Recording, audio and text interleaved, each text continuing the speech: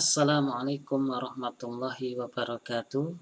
Kaifa halukum ayuhat thalabah. Semoga antum dan antunna sehat walafiat dalam lindungan Allah Subhanahu wa taala.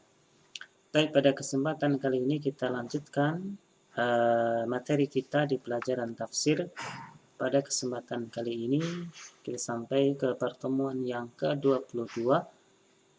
Tema dan judul yang akan kita bahas pada kesempatan kali ini yaitu tentang zikir sesudah sholat dan juga sholat tatawwu.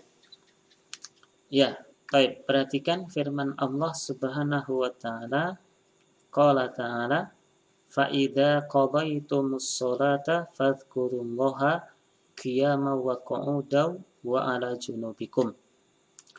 Dan apabila kalian telah selesai mengerjakan sholat, fadhkurullah, maka ingatlah Allah qiyaman, dalam keadaan berdiri, wa qu'udan, atau dalam keadaan duduk, wa ala junubikum, dan juga di atas junub, punggung kalian. Ya, baik, perhatikan, berkata Imam As-Sa'di rahimahullah ta'ala, ay fa'idha farahtum, apabila kalian telah selesai min sholatikum, dari mengerjakan sholat. Ketika sudah selesai sholat ditunaikan, dikerjakan, dilaksanakan, sholatul khawfi wa ghairiha, baik itu sholatnya adalah sholat khauf, yaitu sholat karena takut, wa ghairiha, dan juga selain sholat khauf, fadhkurullah, maka ingatlah Allah, berzikirlah kepada Allah, fi jami'i ahwalikum wa hayatikum, di semua keadaan kalian dan juga hayat. Ya, hayat itu hampir sama, ahwal. Jadi semua keadaan kalian, baik itu kalian dalam keadaan duduk, berdiri, atau berbaring, ataupun yang lainnya. Jadi senantiasa ingat kepada Allah Subhanahu wa ta'ala. Kemudian perhatikan bahwasanya ayat tersebut adalah menerangkan, menjelaskan kepada kita untuk berzikir, mengingat Allah Subhanahu wa ta'ala ketika kita sudah selesai sholat, yaitu kita dianjurkan, diperintahkan agar berzikir kepada Allah Subhanahu wa ta'ala. Nah, di dalam ayat tadi Allah mengkhususkan yaitu sholat khauf. Tetapi sebenarnya ya bukan hanya untuk sholat khauf saja. Sholat-sholat yang lain pun, sholat-sholat fardu yang lain pun juga sama. Ketika kita selesai mengerjakan sholat, maka juga diperintahkan agar berzikir kepada Allah. Nah, kenapa di dalam ayat tersebut dikhususkan sholat khauf? Perhatikan di dalam kitab tafsir As-Sa'di dijelaskan, walakin khussat sholatul khaufi bidzalika li fawaid. Nah, di dalam ayat tadi dikhususkan yaitu untuk sholat khauf. Nah, di sini ada faidahnya. Apa faidahnya?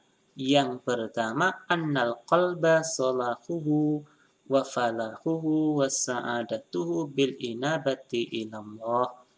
Bahwasanya hati itu bagusnya, baiknya, untungnya dan bahagianya. Jadi hati itu bisa baik, bisa senang, bisa beruntung. Itu adalah dengan cara apa? Bil inabati ilallah, yaitu dengan kembali kepada Allah, fil mahabbati, di dalam kecintaan, wamtila'il qalbi min dzikrihi, dan juga terisinya hati dari mengingat Allah, wassana alaihi, dan juga memuji Allah. Jadi dengan kembali kepada Allah, maka hati itu bisa menjadi bahagia, bisa menjadi bagus, bisa menjadi beruntung. yaitu dengan cinta kepada Allah, mengisi hati tersebut dengan berzikir kepada Allah, memuji Allah. Wa a'dhamu ma yahsulu bihi hadzal maqsud as-salatu. Dan sesuatu yang paling besar, paling agung untuk bisa mendapatkan maksud ini adalah as-salatu, yaitu salat. Allati haqiqatuha annaha silatun bainal abdi wa baina rabbih. Yang mana salat itu secara hakikatnya sebenarnya adalah silah, hubungan antara seorang hamba dengan Tuhannya, dengan Allah. Jadi salat itu secara hakikat adalah silah penghubung antara seorang hamba dengan Allah Subhanahu wa taala.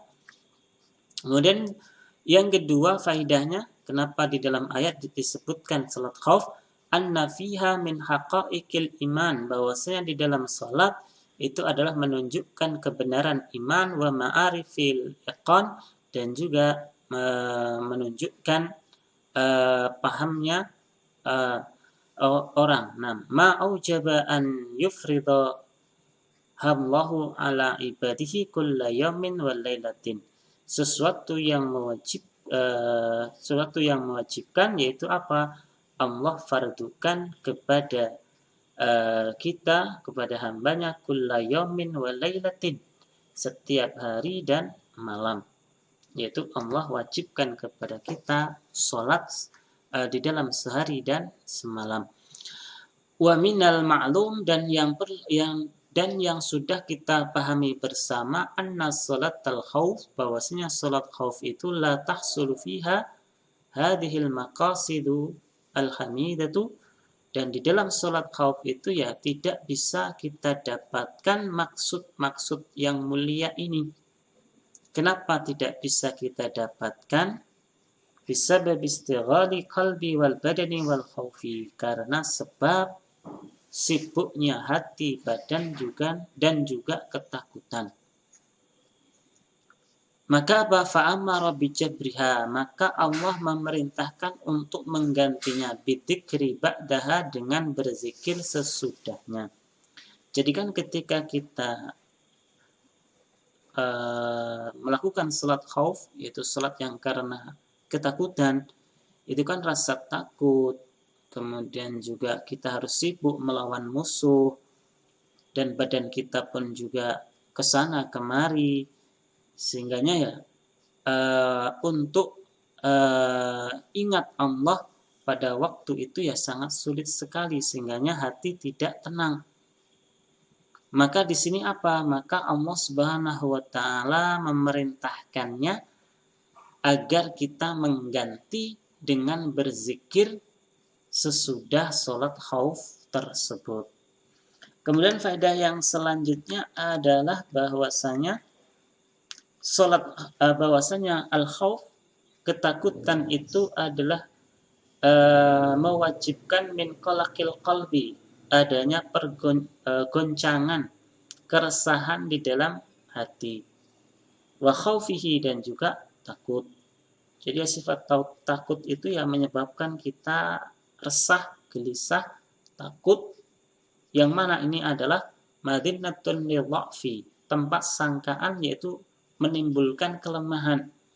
Dengan seseorang itu takut, hatinya resah, gelisah, goncang, maka membuatnya bisa menjadi lemah. Wa idza dha'fal qalbu, dan apabila hati itu lemah, dha'fal badan, maka badan pun juga ikut menjadi tidak kuat, menjadi lemah. An muqawamatil adu, dari melawan musuh. Wa dzikrillah, sedangkan berzikir ingat kepada Allah, wal iksaru minhu, dan juga memperbanyak berzikir kepada Allah, min a'zami muqawwiyatil qalbi, adalah termasuk penguat hati yang paling besar. Maka dengan berzikir, memperbanyak ingat kepada Allah, maka bisa menyebabkan hati menjadi kuat. Yang keempat, anna dzikra lillah, bahwasanya berzikir kepada Allah, ingat Allah, ma'as sabr, dengan disertai kesabaran wassabat, dan juga keteguhan, sababun lil falah wa dhufri bil a'da, adalah termasuk sebab kemenangan melawan musuh. Kemudian yang selanjutnya kita bahas yaitu tentang sholat tatawwu. Allah Subhanahu wa taala berfirman, "Faman tatawwa'a khairan fahuwa khairul lah." Berkata Imam As-Sa'di rahimahullahu taala, qauluhu ta'ala, firman Allah Subhanahu wa taala, "Faman tatawwa'a", ay fa'ala ta'atan mukhlishan biha lillahi ta'ala. Barang siapa yang mengerjakan ketaatan ikhlas karena Allah Subhanahu wa taala. Kemudian khairan artinya min hajjin wa umratin wa tawafin wa salatin wa shaumin wa ghairi dzalika. Dari mengerjakan haji atau umrah atau tawaf, atau sholat, ataupun puasa, dan lain sebagainya. Fahuwa khairullah, maka ya ketaatan itu adalah untuknya. Maka perhatikan, fadalla hada, maka ini menunjukkan ala annahu, bahwasanya kullama istadal abdu min ta'atillah, ketika seseorang itu ketaatannya kepada Allah bertambah, jadi bertambah terus menerus, bertambah ketaatannya kepada Allah, izdada khairuhu wa kamaluhu, maka kebaikan dan kesempurnaannya pun juga ikut bertambah. Kemudian wa darajatuhu indallah, demikian juga derajatnya di sisi Allah juga bertambah. Li ziyadati imanihi, karena bertambahnya imannya. Ya, kita paham dan sudah kita mengerti, al-imanu yazdadu bi ta'ah wa yanqusu bi maksiyah. Iman itu ya bertambah dengan sebab ketaatan, dan iman itu bisa berkurang karena sebab kemaksiatan. Maka perhatikan, wadalla taqyidut tatawwu bil khair, maka menunjukkan ikatan kata tatawwu bil khair dengan kebaikan. Jadi kalimat tatawwu itu diikat dengan khairan, yaitu dengan kebaikan. Maka perhatikan, anna ini menunjukkan bahwasanya anna man tatawwa'a bil bid'ah,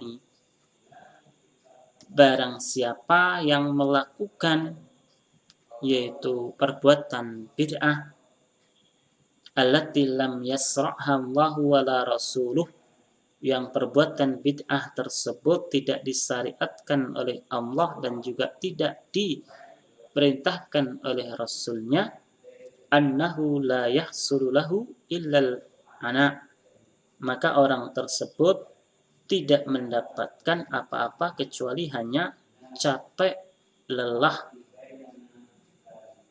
Walaysa bi khairin lahu, dan dia pun juga tidak mendapatkan kebaikan. Bal qad yakunu syarran lahu, dan justru justru dia akan mendapatkan kejelekan, keburukan. In kana muta'ammidan, apabila orang tersebut sengaja, aliman, dan juga paham, ba'da masru'iyatil amal, sesudah dikerjakannya perbuatan tersebut. Maka di sini perhatikan ya, bagi yang melakukan perbuatan bid'ah, maka ya orang tersebut tidak mendapatkan pahala, justru dia akan capek, lelah, dan justru dia akan mendapatkan yaitu keburukan, yaitu juga dosa ketika dia sengaja dan paham mengerti bahwasanya itu adalah perbuatan bid'ah. Nah, ya itu pertemuan kita pada kesempatan kali ini. Kita cukupkan. Wa akhiru da'wana alhamdulillah. Assalamualaikum warahmatullahi wabarakatuh.